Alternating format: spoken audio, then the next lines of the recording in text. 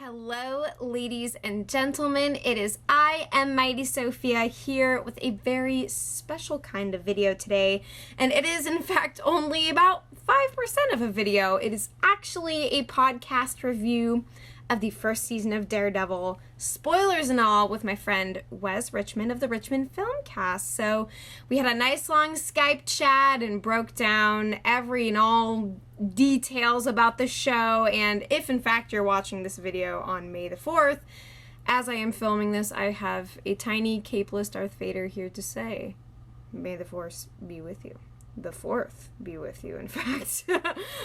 And also, sad fact, Darth Vader cannot stand without a cape. So I didn't know if you knew that, but I certainly learned that having him in my possession. But anyways, so the reason why this video is like an hour long is because it's a podcast. So please don't just sit staring at your screen at this video if you have other things to do in life.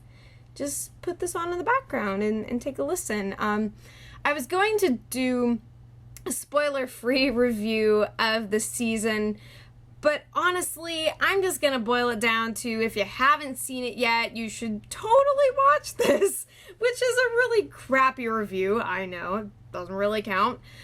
But at the same time, it is an incredibly visceral and intense and beautiful and well-produced entry in the Marvel cinematic universe, but in a television corner, and it certainly bodes well for any future shows that Marvel might be producing and maybe even releasing in the Netflix medium. But yeah, it's ridiculously well done. I'm gonna let you guys get to the podcast, but thank you so much for watching. Please go support my friend Wez Richmond at the Richmond Filmcast. Link in the description. I hope you enjoy our podcast.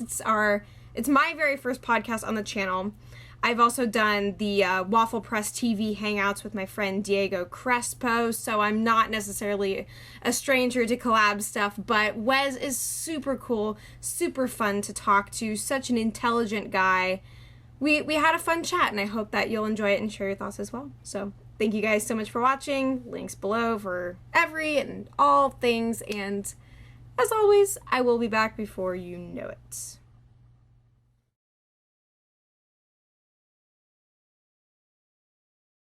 Hello, ladies and gentlemen. It is I am Mighty Sophia, as just a voice and not a face this time, but I am here with my dear friend Wez Richmond of the Richmond Filmcast, and this, of course, is both on my channel and his channel as well. He does lots of cool podcast material, not only with myself, but many other super neat individuals. So there will be a link in the description to his channel and some of his podcasts for you to peruse. And today we're going to be talking the first season of Daredevil. And this is, of course, the spoiler zone. So be forewarned before you go any further, as we are going to cover anything and everything we possibly can. So how are you today, Wez? I'm awesome, and I just love it how you've actually woke up early for this, because I'm always the Yes. one staying up late. So I yeah, know. I'm feeling good. It feels right. It feels right that it should be my turn to make a sleep sacrifice. But I mean, it's good that I woke up though, because I was having crazy, weird nightmares. They're kind of hilarious though. I'm looking forward to hearing them. Yes. But yeah, thanks for introducing my channel. Thanks for having me on.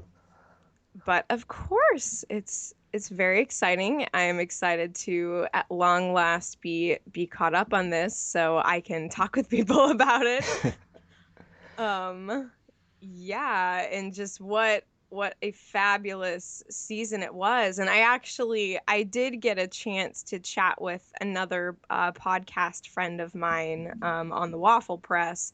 We did talk Daredevil as well, so this gives me a chance to maybe even look at other perspectives such as yours. And there's so many ways to break this down. Did Yes. you want to start with some of your like questions and topics, and we'll go from Yeah, there? sure. I've wrote down about a page of notes, so this is the dedication that I'm actually putting into this. I am super proud of you because, see, I'm such an off the cuff person, and that can be so dangerous. I like to plan things out. It's what I do best. It is a very good idea, and I super admire that. Well, here's one of my questions, going straight into the thick of things, as you like to call it. Um, Yes. for the most part, who do you actually sympathise with? Do you actually sympathise with Murdoch, Foggy, Karen, or Fisk? Yes, that is a fabulous question and is one of the first things that I think of when I'm analyzing this show. And honestly, I think the person that I sympathized with the most was Fisk. And it's not just because I love a good villain. Fisk is an entirely different kind of animal. And at this point in the game, he's not really yet Kingpin. He's never even referred to as such over the course of the show. Um, and what's interesting, of course, is that in the show, we get to see flashbacks of both Matt's childhood and Fisk's childhood, albeit for the latter of the two, his flashbacks come later on. But nonetheless, we see a man who is incredibly pained, and every word that he tries to speak, he's so belabored trying to convey any idea in any conversation with anyone. And you start to wonder, of course, when we first encounter him, if there is a place in space where he is completely in his element. And of course, we do get to see him dole out some pretty severe punishments. I mean, see the whole car head bashing shenanigans that occurred. Um, so, while that seemed to set the stage for the character of Fisk and who he truly is, he takes no pleasure in even committing the most heinous crime. And for him, it is all about just like breaking the city down in order for it to be reborn. And he really sticks to that. I mean, it doesn't seem to just be a catchphrase for him. And then when we kind of situate that in the context of how he was reborn, sort of in the wake of his father's death, like it's all super impactful. And his love of Vanessa is so tender and kind, and his friendship with Wesley so concerned and invested. This guy is clearly a very passionate man, and for almost every single atrocity that he commits, it has to do with like Vanessa, with someone upsetting him. It doesn't have to do necessarily even with them conducting poor business. It's like, you hurt this person, I love this person. Or in the case of the Russian guy that he whose head he smashed in the car door, it's like, you ruined my date. Like, dude, that was kind of a cock block move.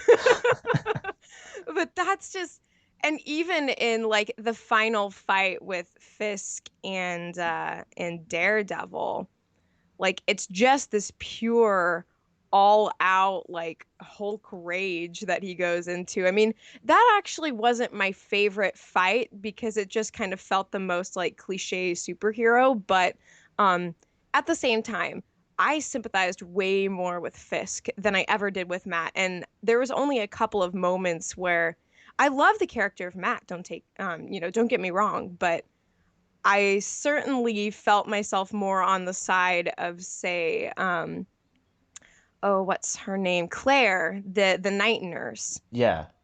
who's who's raising these questions about, do you really like this? Like, what are you really about? What are you really looking for?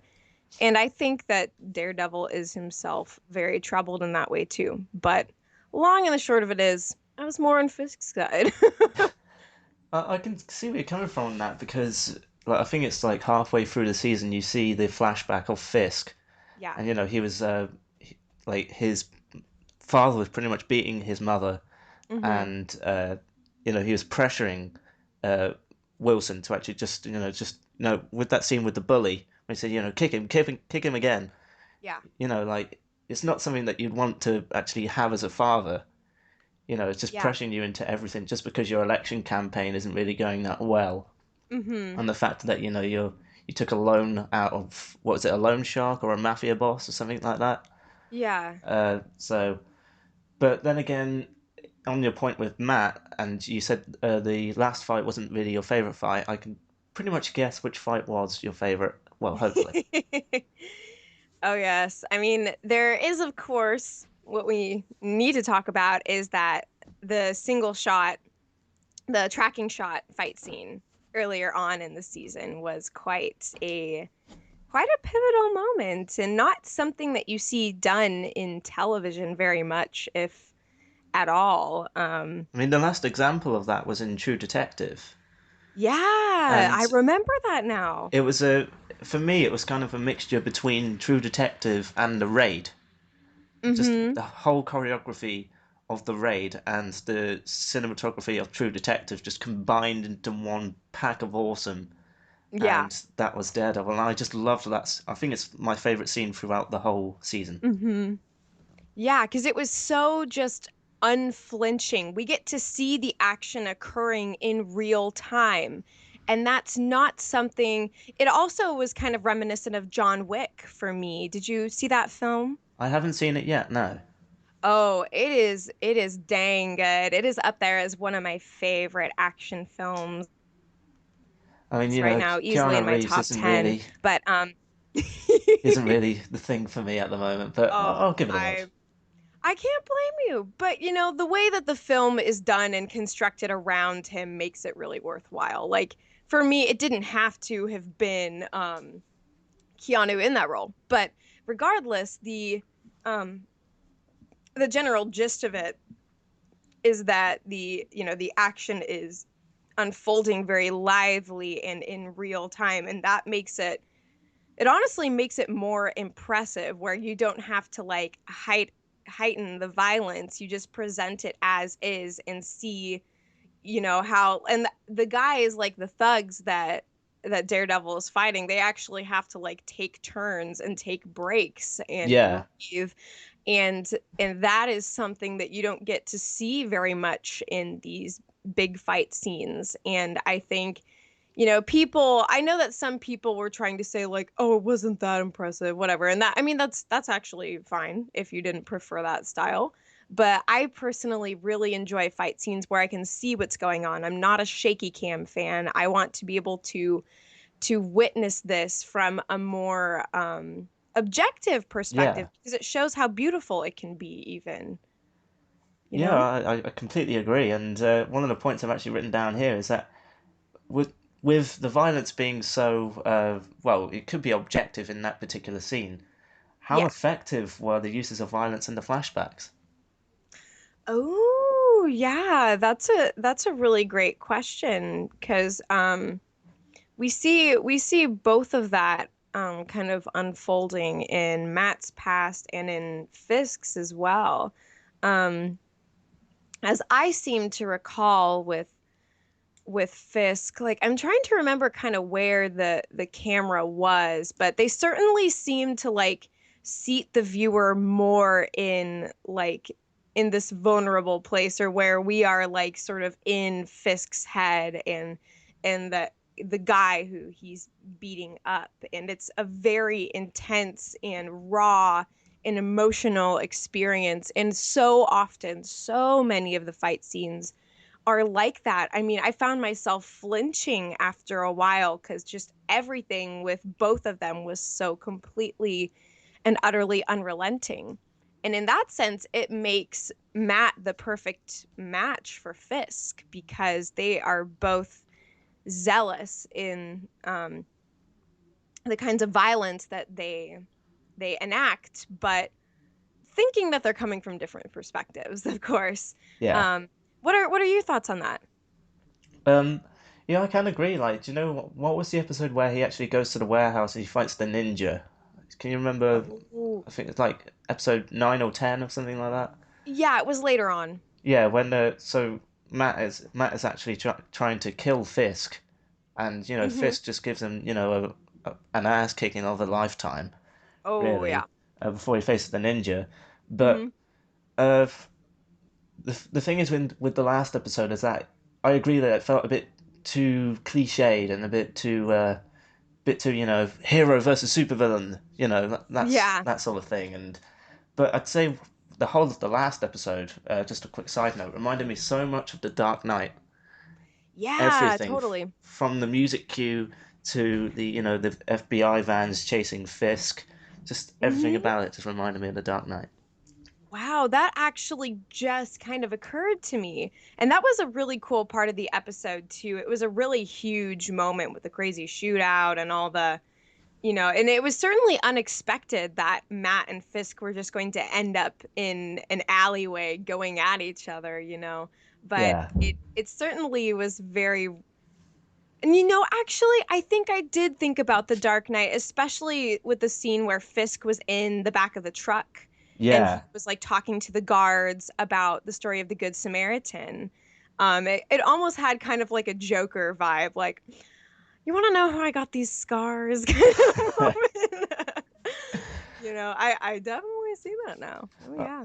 It's just like that whole scene where, Fisk is getting arrested and like he's Mhm. being, chased down by the police vans later on after Yep. the shootout happens, and like the Hans Zimmer like music cue. It's Yep. just perfect for that episode, and I'd Hmm. say that's my second favorite episode behind Sticks, because Sticks is just awesome. Oh, yeah. I mean, Sticks is probably my favorite character behind Matt, because Yeah. I love how, I mean, the Daredevil film was just like a biggest crap on cinema that you can wish to have, Hmm. whereas this show just completely, it does an X-Men Days of Future Past, and it just erases all the bad stuff, brings in the good stuff, and it is relevant to the Absolutely. MCU, isn't it? Yeah, it is. And they do have mentions throughout the show about the Battle of New York. And there is kind of like, we get to see the ripple effect of what happened in the Avengers and some very brief mentions of some of the main Avengers too. Yeah, But in that same vein, they don't feel like they have to keep paying lip service to what transpired in the other movies in order to still be a part of that universe. Hell's Kitchen is its own culture and yeah. has a lot of its own struggles and you know, political darkness. Um, so I really appreciate that. I appreciate that it fits into the scope of this greater universe, but doesn't feel like it has to use it as a crutch. It's its own beast, and we get so. I love that the show has such a defined visual quality. It's so cinematic, so visceral and raw and intense. Really the Dark Knight kind of story of Yeah, the MCU, I'd say. like I completely agree, and also what you said about it has its own clutches. I think that's what my problem is with Agents of Shield, is that it Hmm. relies too much on the movies, whereas Daredevil, it has a few mentions here and there, but Yeah. like Agents of Shield, you always have an Avengers or a Thor reference like pretty much Yeah. everywhere throughout the show. I mean, I haven't watched season two, but I Yeah. think that's what made me stop watching season two. I understand. I will tell you actually that they've gotten better about it, and they did have a nice lead into Age of Ultron, but I totally agree. You want to be able to have something that's like in the same universe without having to play like mental gymnastics. Like, let's just focus on what's going on here because there is a very deep and entrenched story. Let's dive into that. Yeah. And so I appreciate that a ton, a ton. Now, I'm going to go out on a limb here, and I'm going to say that Daredevil, the show, before we actually carry on with the main points, is probably the best thing that Marvel has released to date. Mm-hmm. I mean, you think about, like Avengers, the first Avengers was great. You have Yeah. all the heroes teaming up for the first time, and I'd say that's Daredevil's first, Avengers, then Captain America, Winter Yeah. Soldier. But Oh. but the thing is with like Age of Ultron, just moving on to the side point, really. I don't know your opinions on Age of Ultron yet, Hmm. but my problem with it was is that it was a great movie, and Yeah. I loved it, and I will probably go and see it again. But it didn't really lead to anything at the end, Yeah. and I mean, it just made me think, oh yeah, so where's like with Daredevil, it's going to lead into something with like the Defenders and maybe Hmm. Phase 3 or Phase 4. Yeah. Charlie Cox is going to get a movie, but I don't really see where people love Age of Ultron so much as to say that it's better than the first one. Yeah, yeah. I certainly have a lot of different thoughts about the movie, and I've had some great conversations with people so far who kind of breaking down what worked, what didn't. Can we still love this movie? Probably, yeah. It's a But, great movie. oh yeah, it's freaking brilliant. Of course, yeah, it's interesting how I think that's something that a lot of superhero films and even shows struggle with is where do you leave off? Yeah. Especially assuming that, there's going to be a future installment. A lot of what actually, I guess I have kind of a different perspective on the end of Daredevil because it seemed to me that they were attempting to wrap things up in a cohesive way in case they didn't get a future season. And they could sort of use what happened at the end as a leaping off point. Of course, Fisk is still in the picture, still alive in prison, but likely not to be for long. We have kind of this point where Foggy has come to terms a bit with who Matt is, and they're maybe going to continue their practice together, but certainly have a different kind of relationship. And they have all these things, but it almost seems like an Age of Ultron without giving any spoilers. They try to sort of wrap it up in and of itself in a way, but it's supposed to lead into the Civil Wars, I Yeah, that's think. what I thought. And then, yeah, I won't say anything, but it is a little bit confusing as to why they made the choices at the end that they did, but I think endings are always the hardest part of anything, Yeah. of show and especially of superhero films, because there is this kind of this this status quo that a lot of the time filmmakers kind of gravitate towards. Where do we leave this off? Um, and in that vein, like I'd say the last 15 minutes of Daredevil felt so much different from anything else in the show because it kind of we see them trying to establish Matt more as the hero and Fisk more as the villain. But over the course of the show, they are not cut and dry fitting into those roles. At least I don't see that. Like, I don't think that Matt is really the hero at any point in the season, nor is Fisk outright the villain. They're both operating in this gray area power struggle thing, and it goes through the entire show. And then Fisk has the realization at the end, oh yeah, maybe I'm not doing a good thing, but maybe I keep going with this anyway. And for Matt, of course, he's trying to look out for the people he loves and do what he loves. And there's a lot to break down in that for me. But anyways, I'm going on a thousand rabbit trails at once here. It's kind of like Game of Thrones, isn't it? How like you have all the characters, they all are relatable in a way, but they all have their Mhm. like their certain inconsistencies, which Yeah. makes you think, oh, are they doing the right thing or not? Hmm. That's what I thought with Matt at the end. But Yeah. uh, I've I thought that Matt and Fisk were so well written, and Yeah. the flashbacks and how their what was I going to say the perspectives of Hmm. them actually trying to make Hell's Kitchen the best place that it can be Yeah. is so well done. Mhm. I've got another question here which says, do Yeah. you think there's any characters you thought who were underdeveloped and underwritten?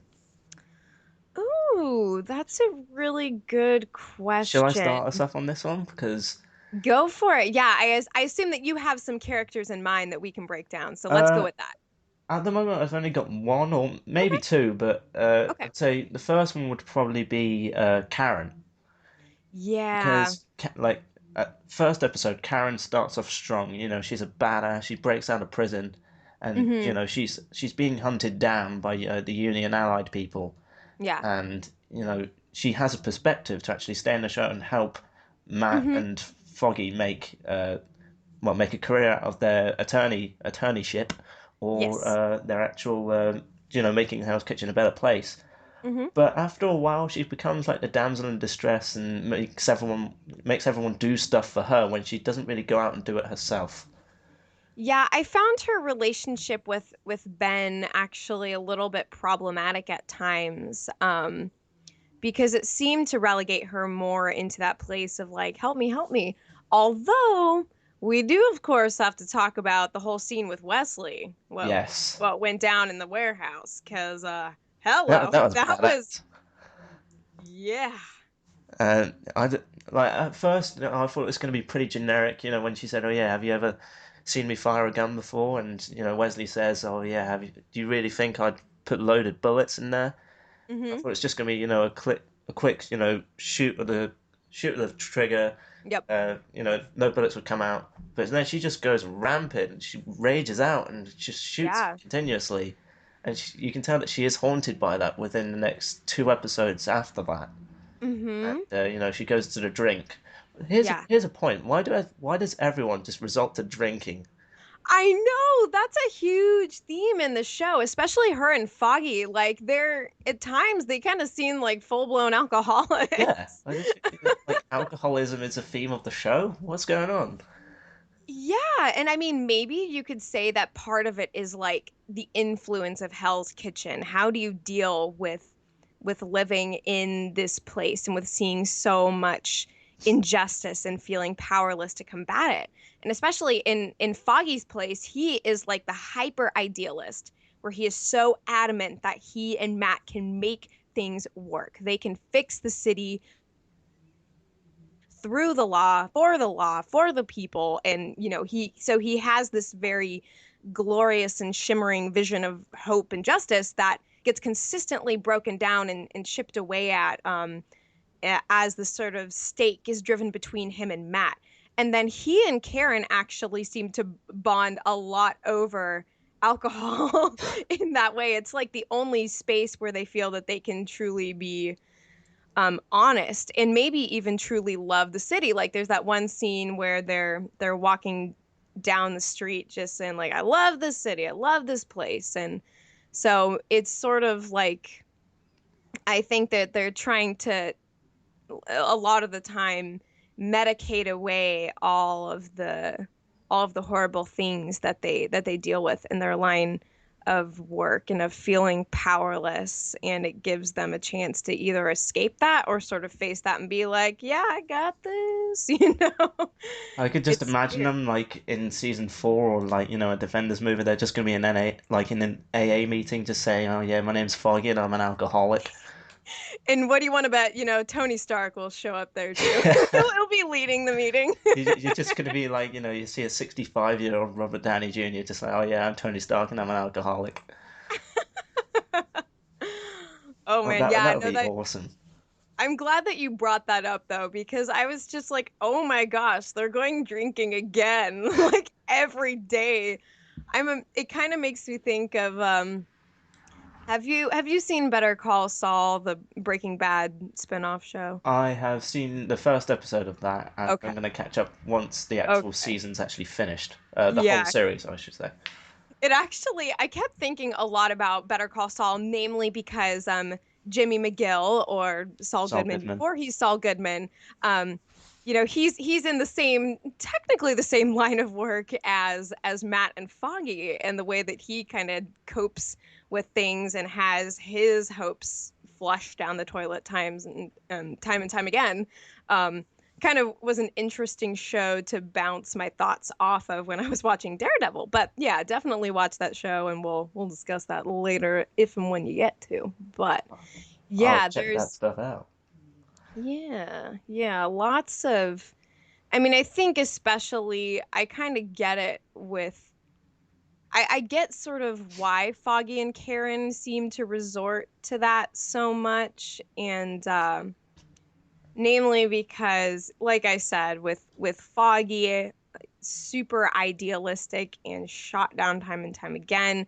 Karen also kind of enters that place because when she gets to work at Matt in Foggy's firm, like this is her second chance at life. This is kind of like redemption for her, um, and recovery from the atrocity where we first found her in the show. And so as as she encounters these horrible things and the death of what was her name? Mrs. Cardenas. Yes, yeah. So we see that these two both feel so much for their city. Um But then of course Matt doesn't, he only occasionally partakes in alcohol, like when he's recovering from getting his ass whooped by Ninja and Fisk one after the other. But stuff like that. Like when he's gotten his booty handed to him, like he takes a beer or two, but yeah, it's interesting to kind of see how that's something that's returned to a lot in the show. Drowning your sorrows away. Yeah, in a big way. Yeah. Have you got any points that I can Hmm. can answer? Yeah, and actually, some of your questions overlapped with mine. Of course, I did have, like, for the most part, who do we sympathize with? Yeah. And wait, did you full on answer that question? Because now my mind is blanking. I know that Uh, I was I did sympathise with Fisk, but I'd okay. say Matt was the most person I actually Okay. sympathised with. But Okay. I could let me just quickly say actually that Yeah. um, with Foggy, I reckon he was the most annoying character until the death of Mrs. Cardenas. Then he actually got right up for me. Yeah. Because as soon as Foggy and Karen, like the scene where they're walking down the street, they're drunk, and he's just like saying, "Oh yeah, I love this Yeah. place." He's just, "Oh come on, man, I want to see Matt Hmm. more." That's just. Yeah. But I'd say after the death of Mrs. Cardenas, and like he actually just say grows some balls and actually gets a bit more serious. Hmm. That's where I thought Foggy was best, and Really. it was just like it was a bit annoying actually when he actually found out that Matt was the man in the mask. Yeah. Simply This because, like, he's just throwing bitchy insults back and forth. She's like, come on, man, you should know this already. like you were completely blindsided. Yeah. Yeah, that was, I mean, they dedicated at least an entire episode to Matt and Foggy's relationship after this revelation of who Matt truly is. And it was weird that he was sort of going after this, like, you were never really blind this whole time, and that's kind of like the thing that he was going for and felt lied to and stuff. But yeah, it did feel there. I could see how it's sort of necessary for them to go to this hell and then come back from it. But yeah, it did kind of seem like, okay, can you just, like, you're still friends, and he's not refuting that by, He is but telling you the truth, so you don't really have to insult him by telling the truth more. Yeah. yeah. Yeah, I totally agree. But yeah, here's a question actually. I've just literally full of this. It's like a eureka moment. Hmm. Uh, how do you think that this show has actually developed or influences like franchises or properties to actually be placed online? Because Daredevil was So actually like put with on Netflix, hmm whereas it could have just been, like condensed into like a 3 hour movie, but it wasn't. It was just completely put on Netflix so that the fans could enjoy it, and yeah. it's kind of like a pioneer of TV shows of Hmm. huge conglomerate franchises to actually be put online so that people can enjoy it and relate to the actual properties more. Yeah, that's a really fascinating topic, because I actually heard, and perhaps I'm trying to think if this is correct, but I heard from somewhere that Joss Whedon was pushing for a Daredevil film. I don't know if it was him, but there was somebody major who's done a lot of groundwork in the MCU was hoping to get this into a film. But I think it's cool to have a different format in which to enjoy the MCU. And they've released um their procession of films for like the next decade. So it's nice to have it kind of expand out into other ways, but without being like another Agents of Shield, because that's really kind of its own thing. I don't really want to see more Agents of Shield. I think the show has come to a good place, but to get to have this more sort of, it's a more cinematic portrayal, Yeah, but it's made in such a way that it can be enjoyed over the course of like a crazy binge watching session or of weeks, or um again, it's that accessibility factor. You could even argue that it's part of the marketing for Marvel. It's a whole new way to to consume their products. And it's one that is, generally speaking, perhaps even more accessible than films for some. You can enjoy it whenever you want, wherever you want, on your phone, on your tablet, watch with your friends and this and that. The flexibility and the versatility of that medium. I think it's a really cool move, and I enjoyed getting to what was cool about the way that the show was done was they didn't feel the need to just to serialize it and be like, here's this new villain, here's this new villain, here's this new villain. Like every episode kind of had like a core theme, but sometimes would like take place generally in just one spot. Like when for example, when Daredevil is stuck with the Russian guy and trying to kind of find a way out of that situation and get the information he needs about Fisk. They dwell in that and press into that in a way that a lot of shows don't. And I think having the space to do that made for a really powerful experience. A lot of detail we got to experience. So Yeah, I I think it was agree. a good move.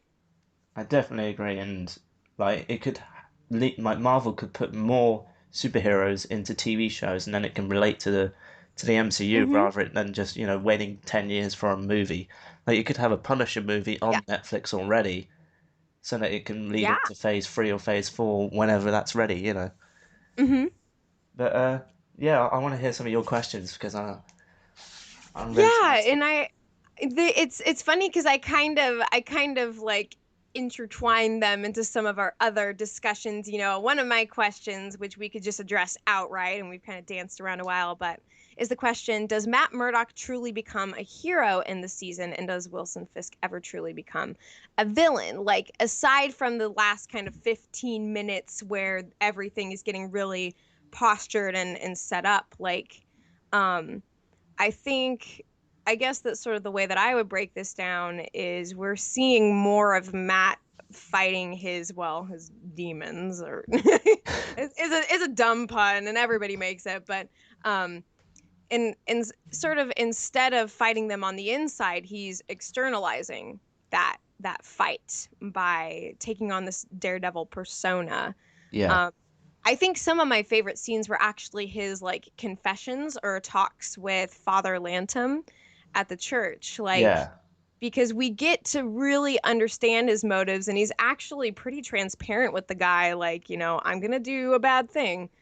I'm not a bad guy, but I need to do this bad thing. And like I found that I think it's really cool to have like an orthodox religious character in this hero slash anti-hero position, because I mean we kind of like, it's assumed generally maybe that Captain America is of perhaps a Christian faith persuasion, but getting to see this religious orthodoxy in the Catholic faith with Matt Murdock is interesting, and it kind of informs who he becomes in the dark, you know. And it reminds me honestly a lot of like say Dexter Morgan from Dexter, who yeah, is more, we see him as kind of a heroic character because he's the serial killer who pursues other serial killers, but then again, he sort of enjoys and thrives on and needs what he does, which Matt Murdock does too. And so it's super, it's just mind blowing to think that this same kind of character is in the same world where we've got like Peter Quill, Star Lord, and all these like happy go lucky, just the contrast is really cool. And I love how even problematic Matt Murdock's character is, because it forces us into this place of like, is what he's doing really good? yeah. Um, yeah. I I didn't know if I thought I heard you about to say something. I didn't want to cut you off. Oh no, that's fine. It's yeah, I do agree with that, and I can just imagine now just like a fight between Daredevil and Rocket Raccoon. Imagine how awesome that would be. That would be pretty great. I would really enjoy that. But yeah, I was just trying to think of some more points. Have you got any other questions? I do have one it's kind of a silly question, Go but ahead. I need to ask it. What do you think of the new Daredevil costume? Well, I was in the minority by saying, oh yeah, the ninja, man in a mask costume was actually really awesome. Like, because Uh-huh. as soon as like the costume was released, or like Marvel just put it out on the internet, everyone was just saying, oh yeah, it looks stupid. That's not Daredevil. So I Yeah. was just like, you know what, that's awesome because they're just completely erasing Daredevil from the movie, from Ben Affleck. It's just like you don't need that. No. But the costume that was made for him in the last two episodes, I Uh-huh. think it looks a little different. Uh, Yeah. it looks awesome, and like they go, I wouldn't say in depth, but they go into a bit of depth with the armor, Mm-hmm. with the guy who actually makes the costume. He's saying, "Oh yeah, this is what this is the armor that Fisk uses. Yeah. It's so strong, and that's what you need to protect the city." So, I Yeah. do like the costume, and the horns are a bit Mm-hmm. kind of cheesy, but you know what? It doesn't matter. It's Daredevil. Oh yeah. Yeah, I mean, the reason I bring that up is because I was actually so enjoying that kind of ninja costume, and I really liked that he completely obscured and covered his eyes Yeah, because it makes him so much more intimidating to have no semblance of like your traditional vision, and that this guy can still do what he does. So I super enjoy just kind of like the simple cut and dry, just the dark look that he has. And I think it honestly detracted from it a little bit when he comes out with the outfit, because he has like the eye holes, which I mean, that's been a part of different iterations of the Daredevil costume throughout time. But I just super liked the idea that he doesn't even pretend that he can see in a traditional way. It's like that was pretty cool. I really enjoyed that. And so, yeah, the final costume like felt a little bit cheesy, but yeah, I think it's quite possible that he'll break it in next season. And once we get to see some really other cool fight scenes, maybe with him in costume, and it's quite possible that they'll even adjust it in the next season too. Because we've seen that happen between hero films where they'll change the tone and the design of different costumes. Even like they changed Spider-Man's costume in the Amazing Spider-Man movies, which for better for worse, whatever. Fact of the matter is, it could change, but I did enjoy getting to see him ninja his way around a lot of the time, because you would just see him appear out of yeah. nowhere, just in the darkness, and I really liked that. It was super creepy and cool. I just love the ninja costume. It just made me like, do you know the scene where the Russian guy's being killed and you see the brother Vladimir, I Hmm. think he's called. You see the mask come out of his pocket. They Yeah. kind of reminded me of Zorro a bit. Just sending a message. Hmm. That I thought that was pretty cool. But you can't really send a message with a proper Daredevil armor suit. Yeah. Yeah, totally. But yeah, that's what I thought of the costume. Hmm. Just trying to think of some more points, just very quickly. Uh, Yeah. How do you think that the show has actually elevated the MCU? Ooh, that's a great question. I mean, I like that it just provides a completely different tone and environment. And I like that Matt Murdock Daredevil is situated in the context of Hell's Kitchen, because we see, for example, the Avengers, their kind of overarching duty is to protect the world from threats on the outside. And for Matt, everything is very upfront and interior. He's on the streets and in a totally different environment. But I like that kind of expansion of the universe in that way, and getting to see that all of the different heroes in the Marvel Cinematic Universe have a place in space in which they are important and striving for some form of good. It's interesting too that, and again without spoilers for Age of Ultron, but there is the idea of whether or not the Avengers are good for humanity. Yeah. And there's that same question with Daredevil. Is Daredevil good for Hell's Kitchen? And this is a very just divisive place, but he feels important within it, and this is his arena, this is his city, this is his zone. And so again, I like that it establishes him in this very specific context. And then when you kind of expand out and you look at where all the other heroes and characters are at, it makes sense, and it all somehow fits into this weird puzzle that's so different wherever you look at it, from Guardians to the Avengers to Daredevil. And I think in it makes us take this darker part of the MCU seriously. Yeah. I think is what's really cool, is getting to have kind of our own Dark Knight for the MCU, and that it feels legitimate, and it's solid, and it's something that we can really sink our teeth into and not just poke fun at, like with the 2003 Crap fest. yeah. So that's kind of how I see it.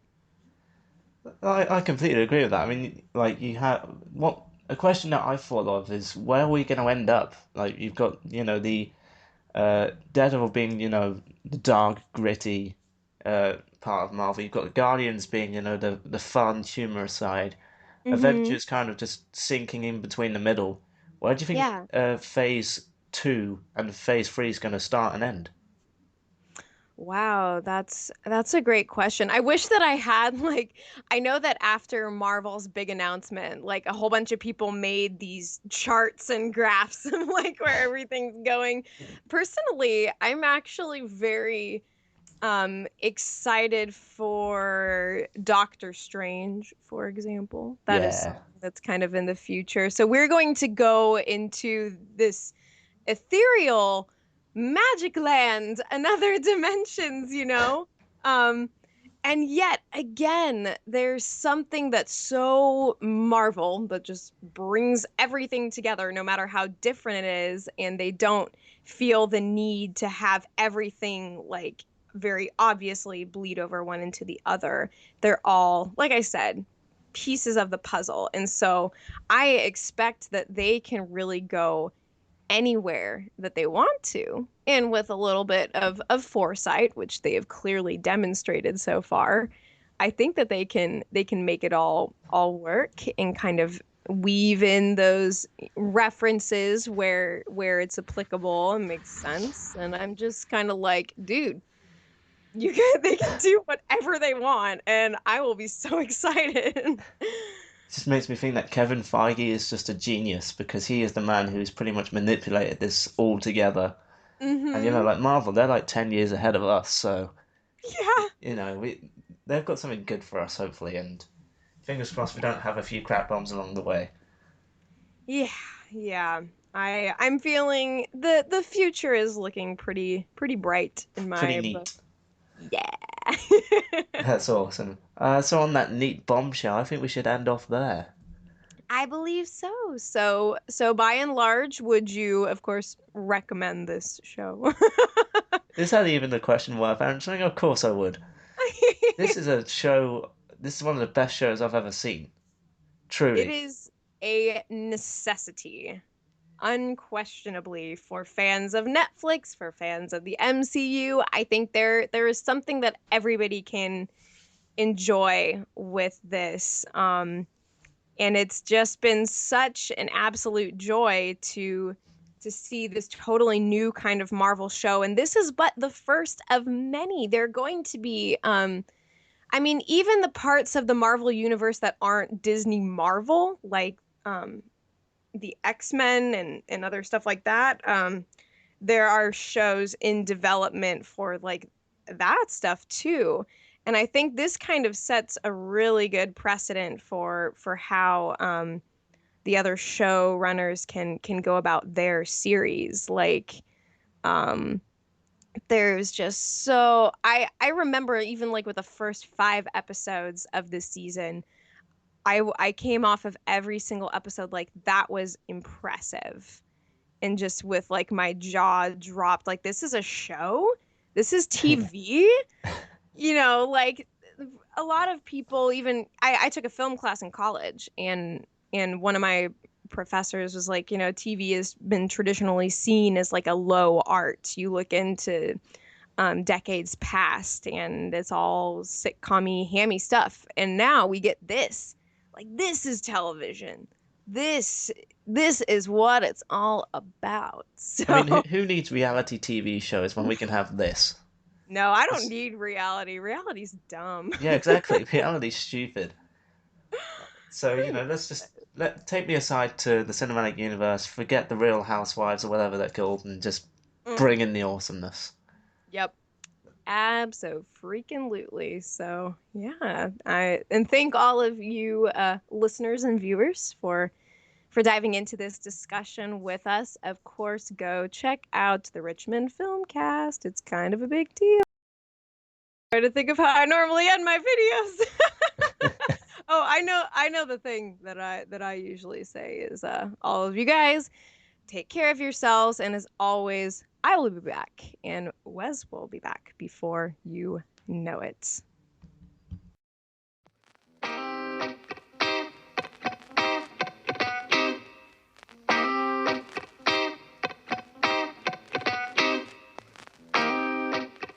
Slow down.